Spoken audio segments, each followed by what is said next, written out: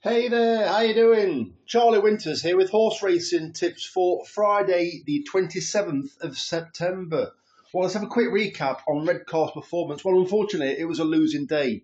But I tell you what, we are on the right side of the draw. It's just that the difficult thing is, it's still picking a selection that can be suited by the draw and a jockey that knows what to do. It's not sour grapes. Sylvester de Souza, I haven't got a clue what he was doing. I know on one of them he was slowly away, code break I think it was, but he insisted on coming down the middle of the track. I know it was quite congested in those big field 7 furlong and 5 furlong sprints, but it was disappointing in my opinion. They should have done. I know I'm talking through my pocket with this one, but it should have done or tried to attempt to do what the first jockey did. Was it Billy Garrity? It was hug that rail. Yeah, it could have been unlucky loser, but at least he'd have followed the draw bias. Hug that rail. Exactly what one of the dangers to my selection did. Project Dante. That one won the race. It hugged the rail. It was lucky it got a run, but then it won. I say it won relatively comfortable. It was rated much higher. So yeah, it got out. It found the gap, and then it blasted through on the rail. Unfortunately, you can only point something in the right direction, but then you need jockeys to ride sensibly. In the past, what I've had is as well, I've had David Allen, where you've got a Tim Easterby horse, draw one, but he decided to drop it out last in, I think it was a 13-runner field. And then it came exactly what Sylvester de Souza were doing, came on the wide outside, down the deepest part of the track. Don't get me wrong, they were coming from that part, as in horses did run okay from high draws, but you could see the draw bias. So enough of that. Let me get on to Friday selections. Well, I needed a day off on Thursday because I was disappointed with Wednesday.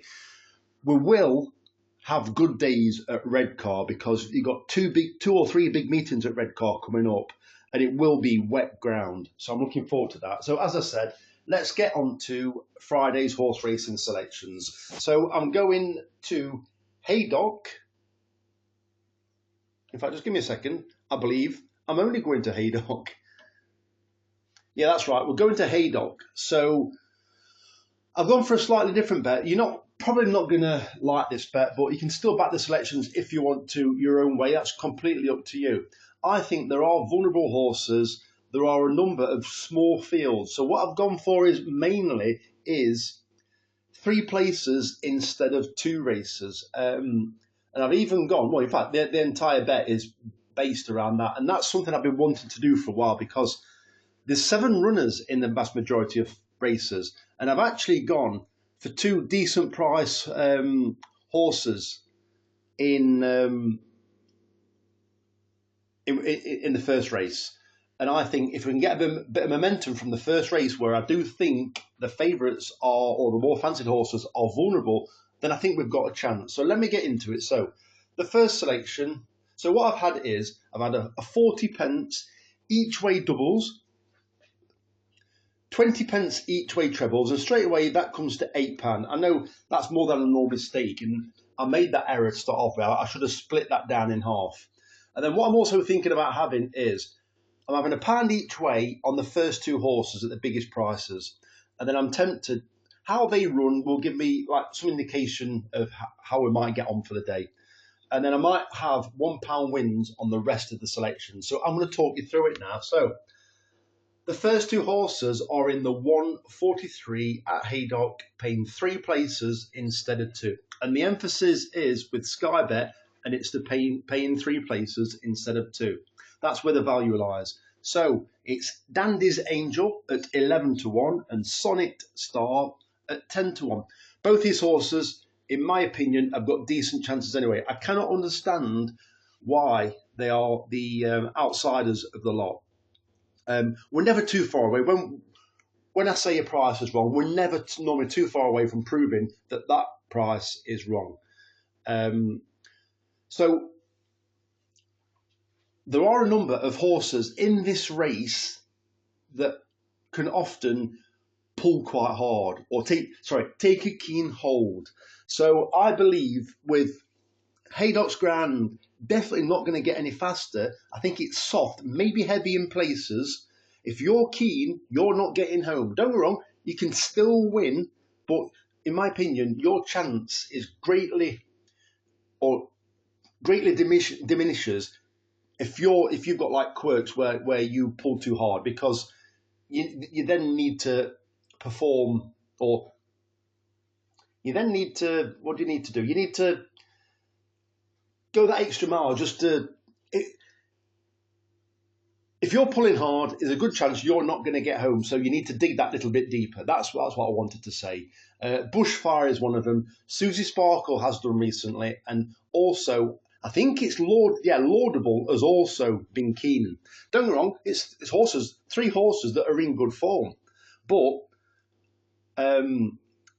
they are vulnerable by doing that on Haydock's ground. So 2 horses that I think. Sonnet Star, hopefully, if Sonnet Star goes to the front, it could be interesting. Dandy's Angel, I'm expecting that to be last throughout. And already I'm just looking at the prices, and Dandy's Angel has gone down to 8 to 1, and Sonnet Star is 10 to 1. So the next selection is. So it's the next 2 selections. So it's maybe not the smartest thing, but I'm hoping for one of the horses in the first race to hopefully win, which then gives us a good chance of having the winner in the next race, because I've gone for 2 horses in the 4 o'clock at Haydock, both at 9 to 2, and I think these have got cracking chances. The first selection is Minstrel Knight, and the second selection is Filibustering. So have a quick look at the prices and see if anything's happened. Wow, Filibustering is now 11 to 4, so that's scuppered that.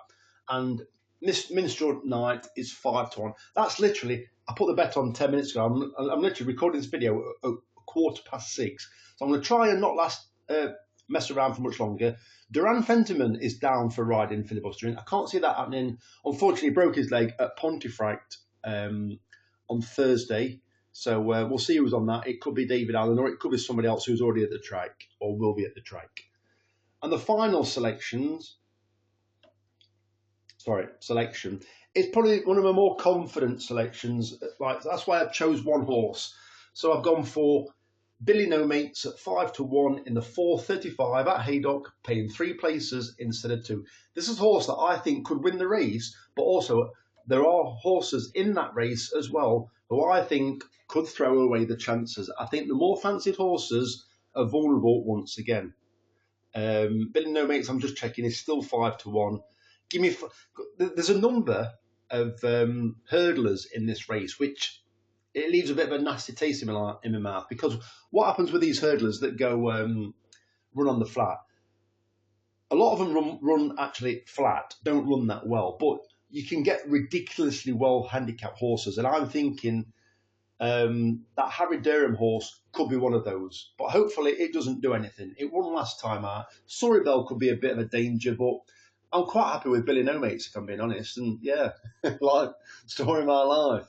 So if you do me a favour, let's try and get a bit of momentum going. If you could give this video a like, or even leave a comment, I would really appreciate it. And I'm going to have a real good study Friday night, because my chicken's a little bit better. It took its first, well, it didn't take its first step. It stood up for the first time today. So I'm pleased about that.